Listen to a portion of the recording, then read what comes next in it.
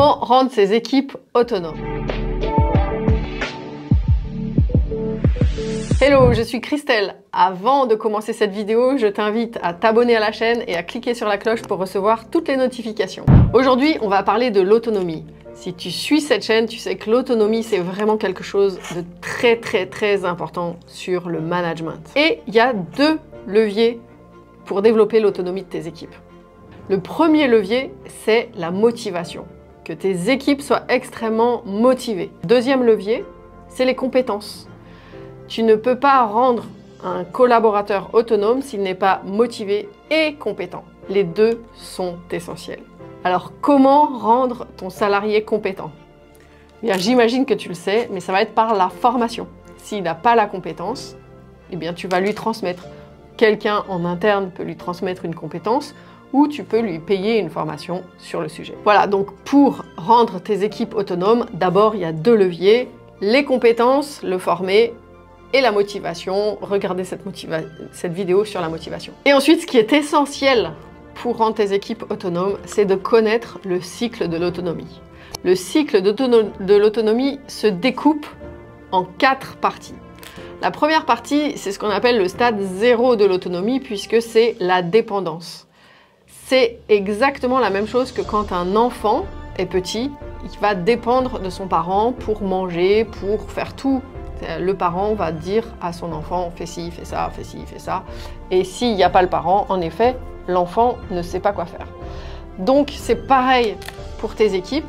Quand tu as un nouveau collaborateur, il faut l'amener à devenir autonome et il va forcément passer par cette étape de dépendance où il va avoir besoin qu'on lui dise quel est son rôle, quelles sont ses tâches, quels sont les KPI, les indicateurs clés de performance qu'il doit respecter, etc. Donc ça, c'est le stade 0 de l'autonomie. C'est un stade obligatoire, même si ton collaborateur a 15 ans d'expérience. Quand il arrive dans ta boîte, il y a un moment donné où il a besoin qu'on lui transmette, qu'on le forme. À cette étape-là, ton rôle, qui va être indispensable, ça va être d'être très clair sur ce que tu attends de lui, et de répéter. Je sais que tu n'aimes pas ça si tu es un entrepreneur, si tu es un dirigeant, mais c'est une étape nécessaire à passer. La répétition est la mère de l'apprentissage et pour que tes salariés, que tes collaborateurs passent au stade suivant, eh bien il va être nécessaire de répéter. Après cette première étape, qui est le stade 0 donc de l'autonomie, la dépendance, ton collaborateur va passer dans l'étape 1 de l'autonomie, qui va être la contre-dépendance. Pour faire le parallèle avec la famille, c'est l'étape où l'enfant a grandi et il devient ado. Il s'oppose à ses parents. Il dit non. Il manifeste une forte contradiction. À cette étape-là, réjouis-toi. Je sais qu'il y a plein de salariés, d'entrepreneurs, de dirigeants qui sont déçus. Mais en fait, réjouis-toi parce qu'il est en train de grandir dans ce cycle de l'autonomie. Il est passé à l'étape 1. Et là, ton rôle, ça va être de lui répéter encore ce que tu attends de lui et en même temps de lui transmettre la confiance que tu as en lui et d'accepter ses objections parce que peut-être elles sont légitimes, peut-être pas, mais en tout cas, ne va pas, toi, rentrer dans ce jeu de la confrontation parce que tu es le plus fort, parce que tu es le patron. C'est pas ça le jeu là. Le jeu, c'est vraiment d'accepter qu'il ait un avis différent du tien. Peut-être parfois il a raison, peut-être parfois non, mais juste reste serein, stable, réjouis-toi, il est en train de grandir vers l'étape suivante de l'autonomie qui est l'indépendance.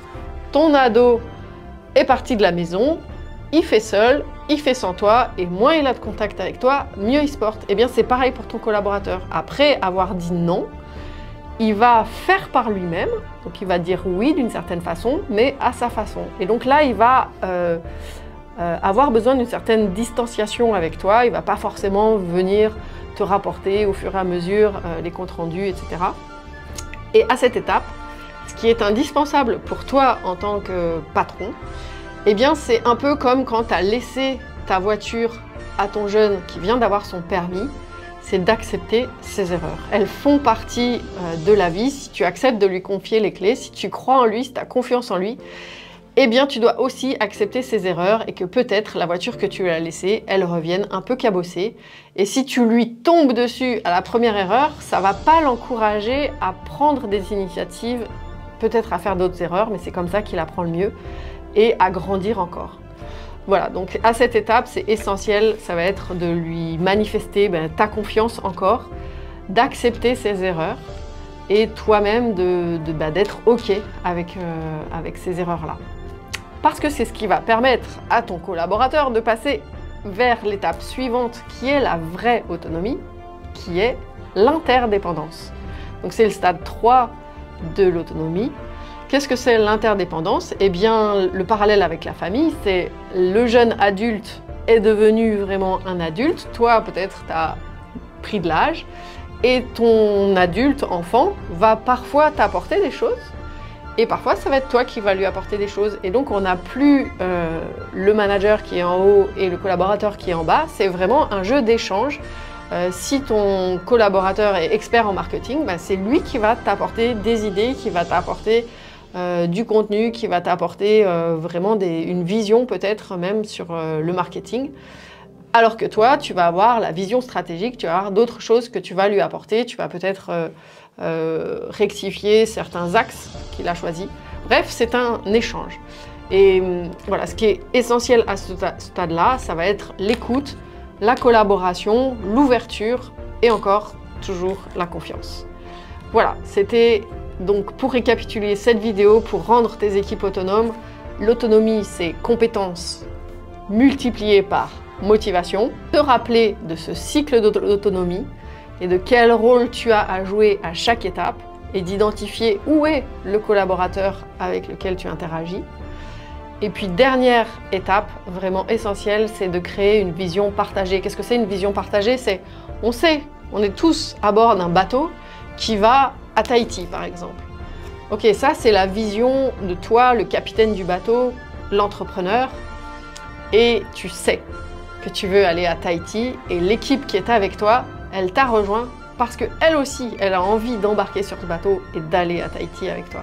Alors, une fois que tu as cette vision-là, eh bien ça va être d'embarquer ton équipe avec cette vision-là de on va à Tahiti. Peut-être qu'il y en a un qui va dire ah ouais, si on va à Tahiti, alors on va peut-être aussi pouvoir apporter, je sais pas, des stylos pour offrir aux gens quand on sera là-bas.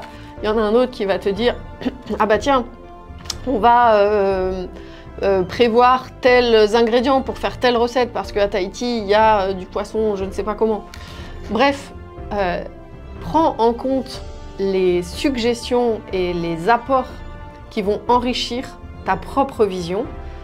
Et c'est comme ça que tous ces salariés, tous tes collaborateurs vont se sentir vraiment impliqués, engagés et devenir autonomes. C'est-à-dire que quand toi tu vas descendre dans le bateau faire une sieste, eh bien si le vent tourne, eux ils se rappellent qu'on va à Tahiti parce qu'ils ont été vraiment impliqués dans cette vision. Voilà l'essentiel pour rendre tes équipes autonomes, et si tu veux être accompagné là-dessus vraiment dans ton quotidien, mais n'hésite pas à prendre un rendez-vous parce que je peux t'accompagner pour ça. Et surtout, n'oublie pas de t'abonner à la chaîne et de cliquer sur la vidéo pour recevoir les prochaines notifications. Merci.